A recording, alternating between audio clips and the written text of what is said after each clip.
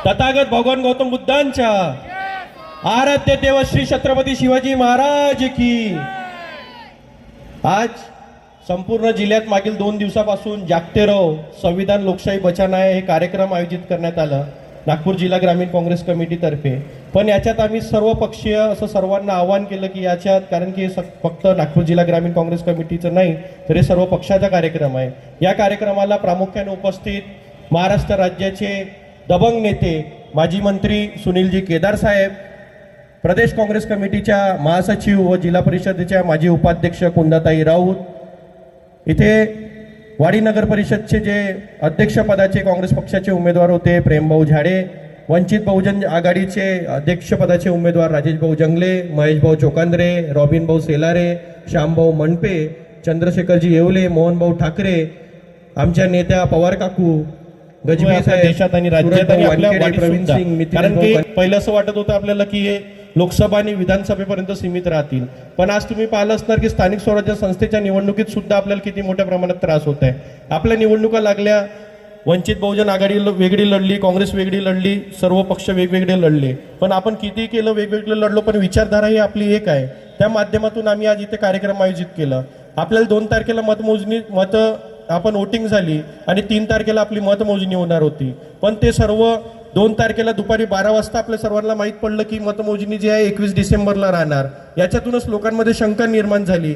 साहेब, संपूर्ण वाडीमध्ये नाही तर संपूर्ण जिल्ह्यामध्ये चर्चा होती की 2 तारखेला वोटिंग झाली आणि 3 तारखेला मतमोजणी, आता 2 तारखेलाच लोकांना शंका होती की 2 तारखेलाच रात्रभरात हे लोक काय करतात, पण आता त्यांच्याकडे 18 दिवस मिळाले। या 18 दिवसात हे लोक काय काडपिड करणार हे आपल्याला माहीतच आहे, कारण की स्ट्रॉंग रूमच्या अंदर हे लोक म्हणतात की आम्ही सीसीटीव्ही कॅमेरे नाही लावू शकत, आम्ही बाहेर गेटमध्ये लावता।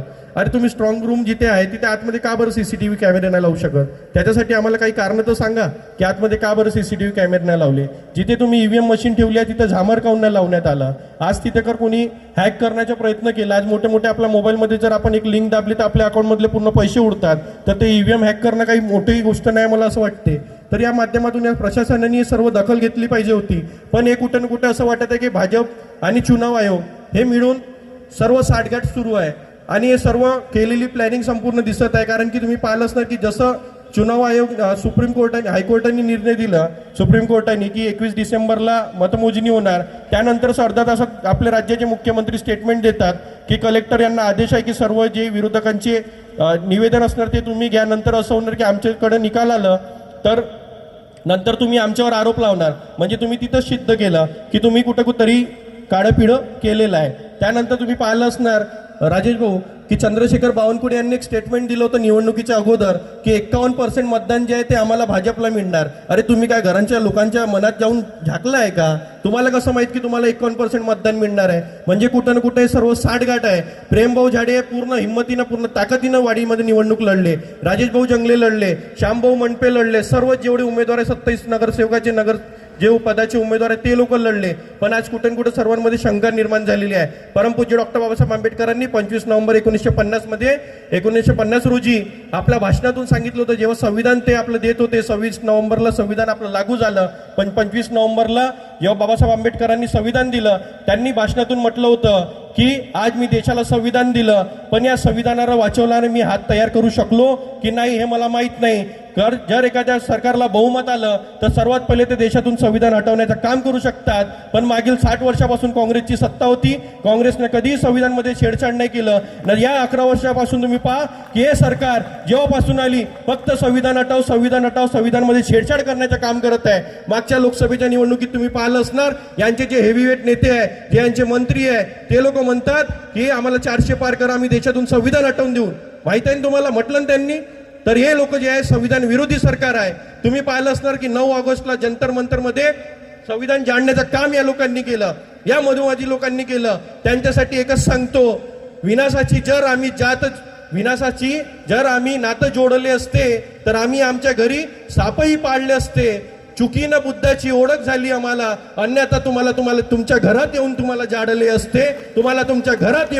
असते, कारण की आम्ही आराध्य देव श्री छत्रपती शिवाजी महाराजांना मानणारे लोक आहोत, आम्ही परमपूज्य डॉक्टर बाबासाहेब आंबेडकरांना मानणारे लोक आहोत, आम्ही त्यांच्या विचारधारेने चालणारे लोक आहोत। म्हणून आम्ही अहिंसा या मार्गाने चालतो, हिंसा करणारे आम्ही लोक नाही. तुम्ही तुमचे नेते तुमचे मंत्री स्टेजवरून म्हणतात फडकवून टाकीन कापून टाकीन. इथं श्यामभाऊ मनपे बसले आहे, यांचे मोठे भाऊ सरजूभाऊ मनपे, कर्मेश्वरमध्ये ज्योत्स्नाताई मनपे हे अध्यक्षपदाच्या निवडणुका लढल्या. त्या सरजूभाऊला हे आशिष देशमुख म्हणते की फडकावून टाकीन. अरे तू आमदार आहे, तिथलं विधायक आहे, तू आमदार आहे, या पोझिशन मध्ये तू बोलशील का? सत्तेत एवढं मात तुला चढला आहे का? थोडासा विचार करून बोला. आपण लोकशाहीच्या माध्यमातून चालणारे लोक आहोत. आपला देश हा संविधानावर चालणार आहे. आपण फडकवून टाकून मारून टाकून या विचारधारेचे लोक नाही.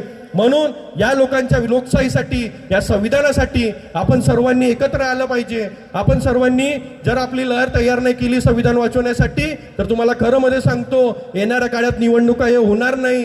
हे लोक आपल्या हिशोबाने डिसिजन घेणार. हे लोक जसं म्हणतात आज 51% मतदान आम्हाला मिळत आहे, भविष्यात हे लोक म्हणतील की 100% मतदान आम्हाला मिळते, निवडणूक घ्यायचं काय? म्हणून आपण सर्वांनी विचार केला पाहिजे. दीपक भाऊ मनपे आपण खूप चांगल्या तरीके निवडणूक लढल्या, पण कसं आहे यांच्याकडे ईव्हीएम आहे, यांच्याकडे सत्ता आहे, यांच्याकडे चुनाव आयोग आहे.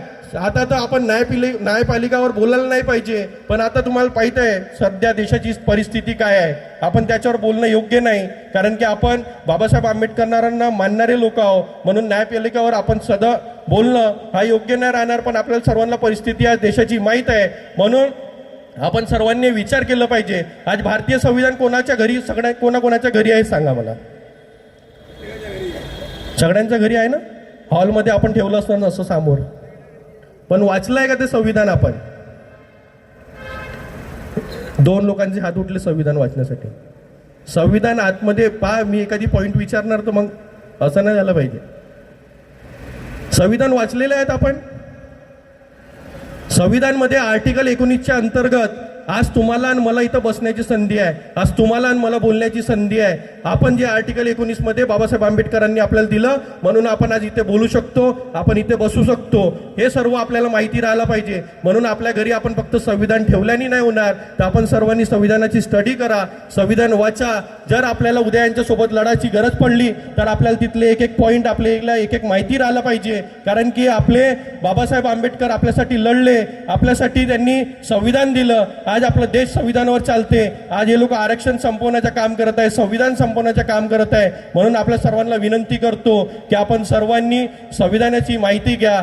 छोट्या छोट्या गल्लीमध्ये आज आम्ही आमच्या मंचाच्या माध्यमातून संविधानाचा प्रचार करतच आहोत, संविधान वाचवण्यासाठी काम करत आहोत, लोकशाही वाचवण्यासाठी काम करत आहोत. आज निवडणुका झाल्या, आम्हाला काही गरज नव्हती सभा घ्यायची, काही गरज नाही आम्हाला जिल्ह्यात फिरण्याची. पण आमचे नेते माजी मंत्री सुनीलजी केदार साहेब यांनी सांगितलं की संपूर्ण नागपूर जिल्ह्यात अश्विन कार्यक्रम घे, संपूर्ण जिथे नगर परिषद झाल्या नगरपंचायत झाल्या तिथे कार्यक्रम घे. आज माझ्यासारख्या सामान्य कार्यकर्त्याला नागपूर जिल्हा ग्रामीण काँग्रेस कमिटीचा अध्यक्ष केलं, ते फक्त माजी मंत्री सुनीलजी केदार साहेब मुळे आज इथं जिल्हाध्यक्ष बनलो मी. नाहीतर कोणी आपल्याला असं सामान्य कार्यकर्त्याला तिथून उचलून इथं बसवत नाही. आज हे नेते आहे माझे म्हणून मी इथपर्यंत पोहोचलो.